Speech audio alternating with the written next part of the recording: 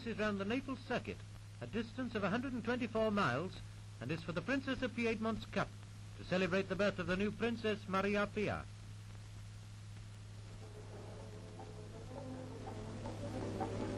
Some of the world's finest racing drivers are here, flirting with death at every corner, whilst Prince Umberto watches with interest their every manoeuvre to gain the leadership.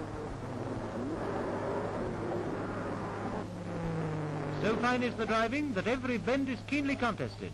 Cars bunched closely together, cornering at 60 miles an hour.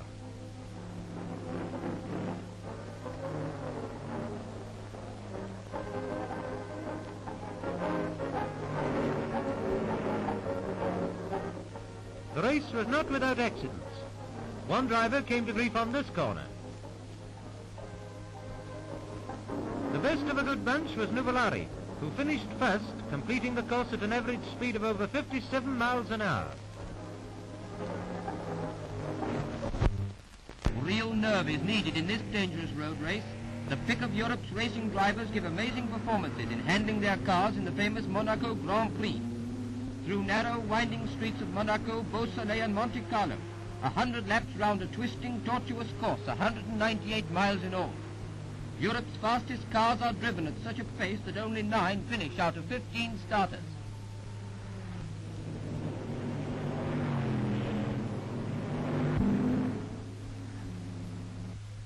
Fagioli, an Italian, at the wheel of a giant Mercedes-Benz, wins from 2 Alfa Romeos and a Maserati at 59 miles an hour after dazzling driving.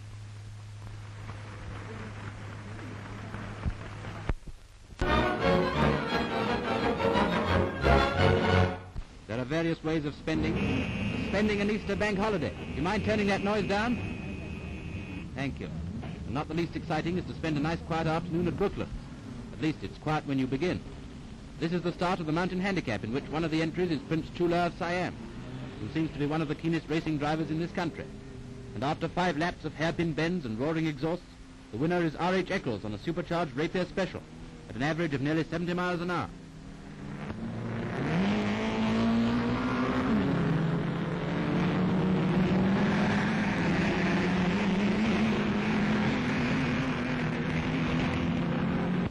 When he sees the checkered flag, the driver knows he's won. But that's only one thrill in a packed afternoon. John Cobb wins the big race at over 136 miles an hour, which is the highest average speed ever accomplished in a race at Brooklands. And finally comes the demonstration of the new car that has an engine at each end. Very nice, provided they both pull in the same direction. Hundreds of thousands of spectators crowded the balconies, the roofs, chimneys, and every point where a foothold could be secured, and a glimpse seen of the racing cars as they roared past.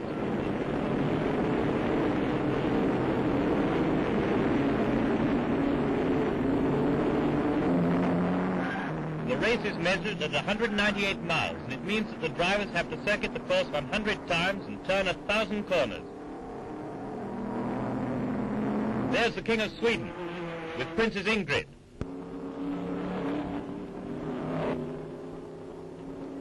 The pace was not quite equal to that of last year. The winner, Guy Moll, driving an Alfa Romeo, had an average speed of 56 miles an hour. Nerves of steel and wrists of iron.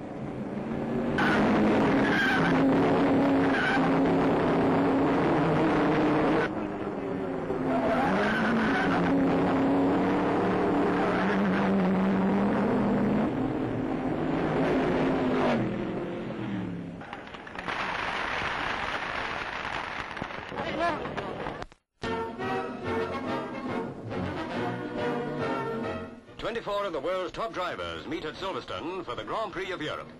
British ace Reg Parnell of Derby is number 4 in the strong Italian Alfa Romeo team.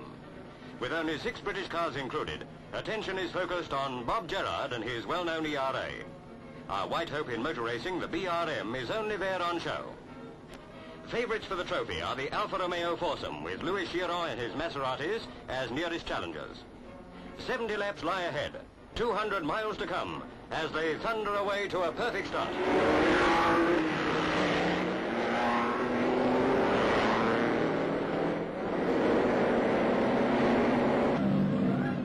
Jumping into an early lead is Juan Fangio, number 1, the former bus driver from the Argentine, and today the most successful racing motorist on the continent.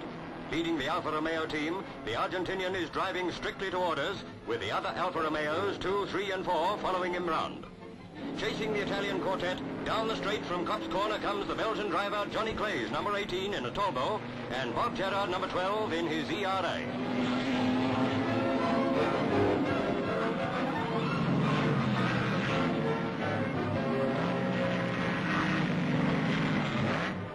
Fast-working mechanics put the Italian aces soon back on the track. Closely watched by the royal party, they're back in there, battling it out, but never seriously challenged.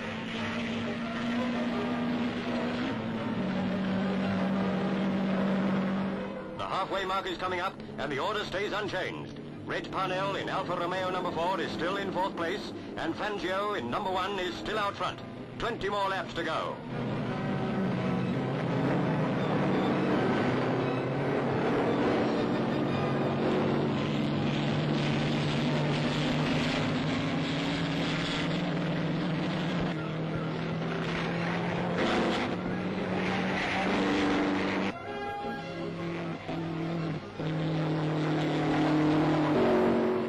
Down goes the checkered flag for first man home, and it's Alfa Romeo's number 2, Giuseppe Farina.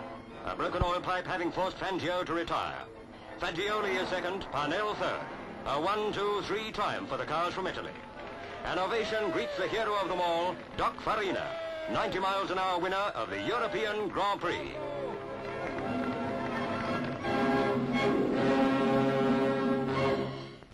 On the famed Masaryk track at Brno, 25 of Europe's crack racing drivers line up for the Czech Grand Prix.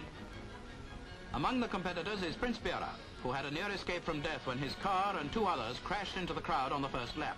Dense crowds delay the start by half an hour before the field finally gets away.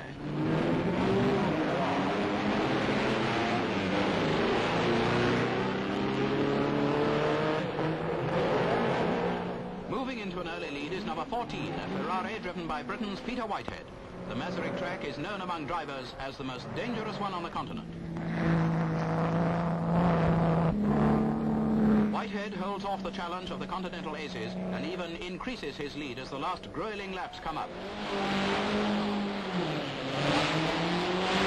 Beating back a last-minute challenge from France's Philippe Antancelin in a Talbot, Peter Whitehead thunders home in his Ferrari to win Europe's last race of the year, the coveted Czech Grand Prix.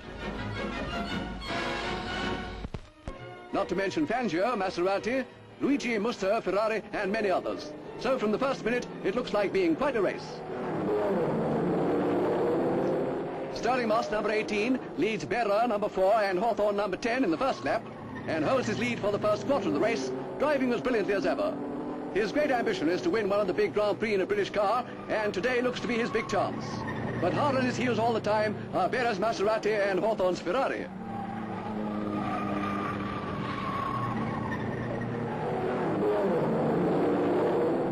Suddenly, misfortune. Moss's car's giving trouble, and he takes over Van Wall number 20 from teammate Tony Brooks. Thanks to the hold-up, Jean Berra is now in the lead and making very good time. In second place is Mike Hawthorne. Moss is fighting to make up the lost miles. He's already left world champion Fangio behind. And now it's Berra's turn for bad luck. Touch trouble puts him out of the race. And almost at the same time, Hawthorne has a puncture. With his 2 chief opponents out of the way, Moss leaves the field behind and wins. The crowd's mad with delight, for it's the first time in 34 years that a British car's won a major Grand Prix. At Reims, they took part in the French Grand Prix on the same day that their footballers swept a sensational victory in the World Cup. These were the cars they sent. Mercedes-Benz.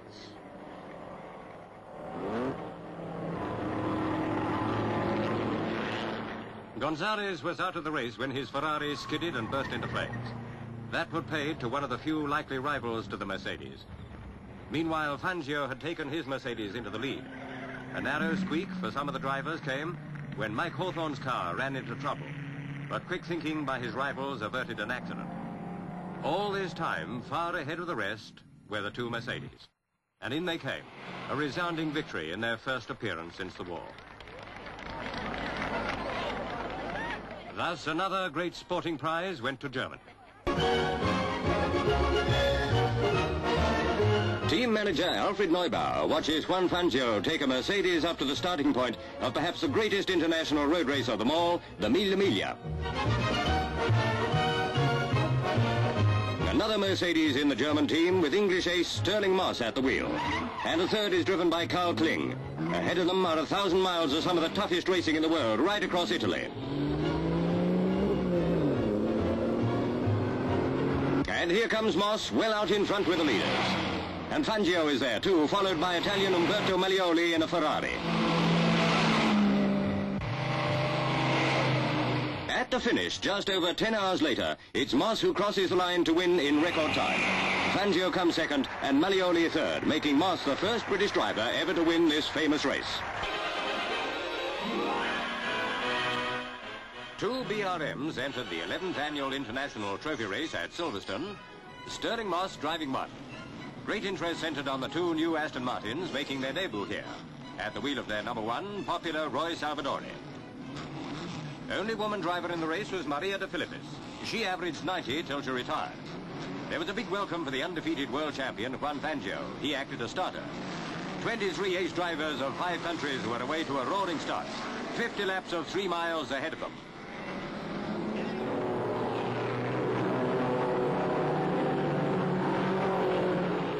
In the early stages, Maria de Filippis went well. In the lead was Sterling Moss, but quite early on, his front brakes failed. He retired. From then on, the Australian Jack Brabham led the field, Roy Salvadori's Aston Martin on his heels. At a fraction under 103 miles an hour, Brabham was first home in his Cooper. Second was the Aston Martin, third Ron Flockhart's BRM. Cheers for Brabham and the British cars. At Silverstone, some of the world's greatest drivers take part in the 6th British Grand Prix at a meeting organised by the Daily Express. Ascari quickly takes his Ferrari into the lead, with Juan Fangio, number 23, driving a Maserati, coming up hard behind him. With the Italians already taking command of the race, a lot depends on Britisher Mike Hawthorne, number 8, who in the second lap skids out of control.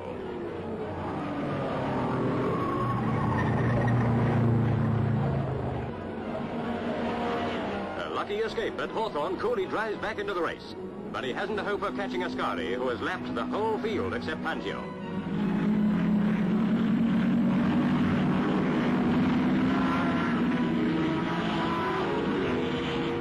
Towards the end of the 263-mile race, the rain comes pelting down, but here's Ascari, still lapping at well over 90, crossing the line to win. Italian cars take the first 6 places at Silverstone.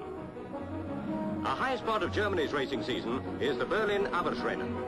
Britain's John Cooper, driving a Cooper, is soon up with the leaders of the international field of 33.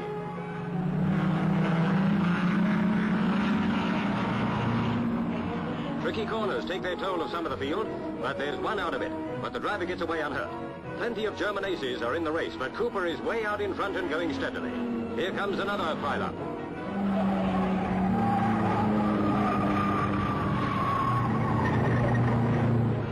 Into the last of the 15 laps, and John Cooper is in the lead. At over 90 miles an hour, he flashes past the flag to score a magnificent racing victory for Britain.